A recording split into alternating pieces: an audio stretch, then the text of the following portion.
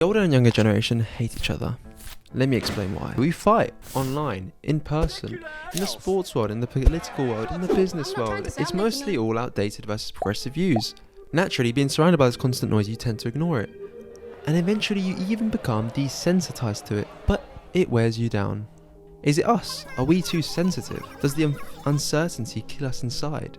Or is the fast change too much? Why is it older people can't accept what is? Why do they resist so much the inevitable change? Why do they try and pass on these outdated morals and ideals down to their children, knowing full well that's what they're going to be surrounded by?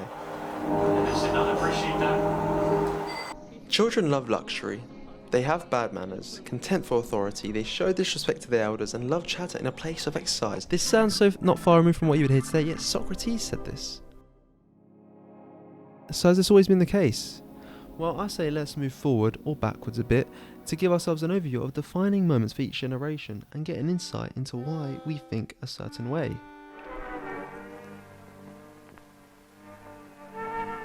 Closing time. The close of an era. In the 1920s, the great American word was prosperity. Now the 30s have begun and there is a new word. Depression. Coming up to nearly a century ago, the Great Depression took place. And if there's a time period that would define uncertainty, this one would be one of them.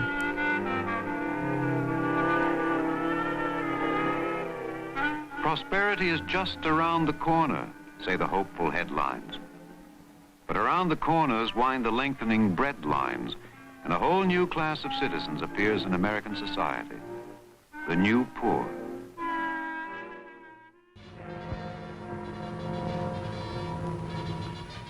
The fateful hour of 11 has struck, and Britain's final warning to Hitler having been ignored, a state of war once more exists between Great Britain and Germany. So it's no wonder the babies born during this generation learned to trust the government they had, and there wasn't really much room for many or any loud opinions, or opinions in general. Following that generation, an optimistic generation actually came through that had a wave of change for social attitudes and civil rights. The government trust was at an all-time high with baby boomers. Blamed on the baby boomers. Something else I'm a little tired of hearing about. The baby boomers. Whiny, narcissistic, self-indulgent people with a simple philosophy. Give me it, it's mine! Give me that, it's mine! These people were given everything. Everything was handed to them. And they took it all. Took it all. Sex, drugs, and rock and roll. And they stayed loaded for 20 years and had a free ride. But now they're staring down the barrel of middle-age burnout, and they don't like it. They don't like it, so they've turned self-righteous. And they want to make things hard on younger people. They tell them abstain from sex, say no to drugs. As for the rock and roll, they sold that for television commercials a long time ago. So they could buy pasta machines and Stairmasters and soybean futures. Probably your grandparents or your parents, depending on who's watching. Unfortunately, that economic boom fell eventually, and the trust of the government slumped. And like we're seeing with AI nowadays, the introduction of technology caused more panic, which leads us to our next generation. Most likely your parents, and often overshadowed as the middle child in between those two generations. They can be described as the first rebellious generation, shall we say. My parents want me in at 12 o'clock, and they don't like me to hang out at some places like the pub and some places, and I just can't take it. They act like I'm 7 years old. You know how parents are. They always bug you where you're going, when you're getting home, who you went with, what time you're going to be back. Don't stay on the phone too long. Experiencing the first spike in divorce rates, increased number of women going to work, and navigating through the first technological advancements. And it could explain why your parents are already stubborn. They're independent, resourceful. I imagine you're a kid and you're left alone. Of course, you're going to learn how to do things on your own. But for the sake of moving this video along, I'm going to forget about them as well, okay?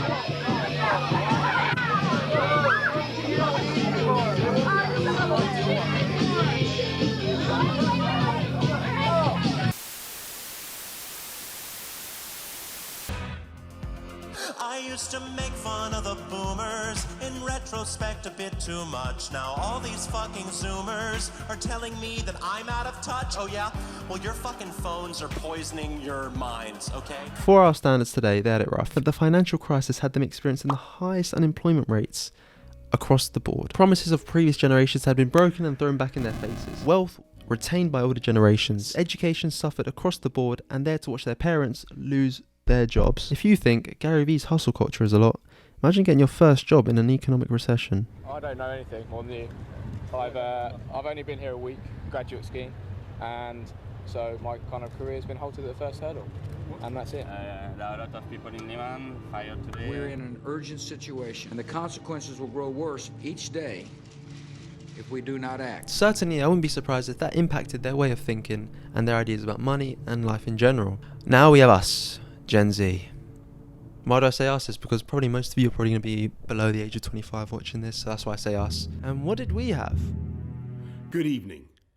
The coronavirus is the biggest threat this country has faced for decades. I'm angry, I'm depressed, I'm anxious. And no, mental health is not going good. The point of mandatory vaccination is to identify the sincere Christians in the ranks, the free thinkers, the men with high testosterone levels, and anyone else who does not love Joe Biden, and make them leave immediately. Desperate screams on the streets of Shanghai. France, Spain, and Germany now locking down their country. Please take COVID seriously. Better get the vaccine. Dr. Joe Biden. Now, I don't want to exaggerate because it was that recent. It was bad. I'm sure the war 100 years ago was bad, you know what I mean? So, no, I'm not going to do that. But it was tough, let's not lie here. I personally wasn't affected too badly. I did see someone in my family suffer from it. Someone in my family found out they had cancer from getting it. So, you know, mixed bag. But no one unfortunately passed away. But it definitely opened my eyes to a lot of things. One of them being, which I'm sure a lot of you could relate to, is job security. Like, I thought I understood the want and need for job security and stability, but after going through COVID, it was definitely something I gathered another layer of understanding to. I'm sure many of you did as well. Like, imagine your parents are probably out of work, they're probably furloughed, but in some cases, I'm sure there were people out there you didn't even know if your parents were going to go back to work. So we've all had defining moments, but why is it we're never in sync? And will you be the same? Will I be the same? Are you gonna hate young people too? Are you gonna, when you're old, fat and wrinkly, will you argue for the stupid things that are outdated as well? Am I gonna do that? Fuck. No, there is one factor that has made quite a big difference, and it's quite obvious, to be honest. Now, I know it's not a bad thing, it's a good thing, but we know the misuse of it can lead to very bad things. While millennials grew up with email, we grew up with social media. Older generations had to knock on each other's doors, now we have Discord servers. When kids were bored back in the day, they would create games out of nowhere. Now we just sit inside and scroll on TikTok. It's no wonder health concerns are bigger than ever, because we're just fat and sitting inside. Hot wings now cost £1.20. Now, I'm not going to say any more examples. I'm sure you see what the comparisons are on about. It's the very constant and drastic change in so little time. But change has always occurred, Ricardo. And I know, but it's not quite the same, especially recently. Imagine having 2 years of your life taken away from you. That development can have a serious impact on a young child. I'm sure the war did 100 years ago, but we're not talking about the war now. We're talking about now. Alright? And I know you're saying, everyone had that 2-year gap taken away from them, but a 14-year-old having 2 years taken away from their progression and development is a lot different from a 40-year-old having their 2 years taken away from them. Am I right or am I right? And now they're struggling, thrown into an environment where everything is tense, difficult, when getting an onset of experiences we're not even prepared for. Chances are you're probably around my age and you see it around yourself already. And that's why you get all these fucking role models now. When realistically all that's needed is a two-way conversation and understanding. See how Simon Sinek puts it here?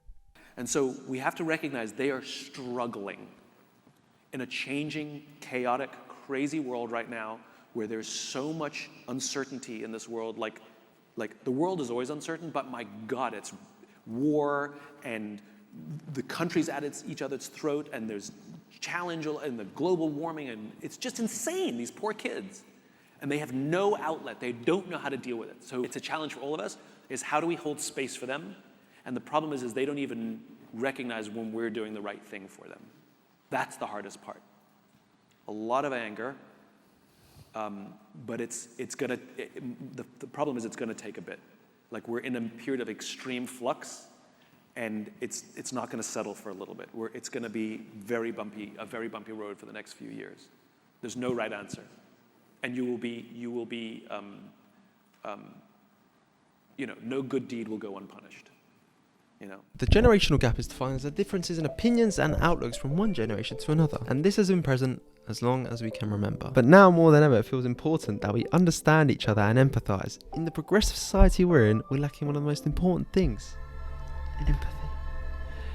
And now, I know I've slightly villainised the older generation here, but empathy with our different situations will help us connect those links between one generation and another. Sure, older people seem more resilient, and we might seem like fucking pussies to them, or maybe we are a little bit, but there's a very real and clear difference in the surroundings we've been brought up in, and it's important that we understand the differences so then we can improve the communication upon generations. This is happening in the workforce now, and it will soon happen in all areas of life, I hope. Anyway, that's my basic but true answer on how we'll improve communication upon generations.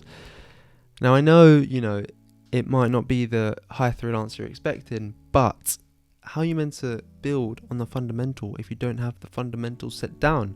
When emotional intelligence seems to be lacking.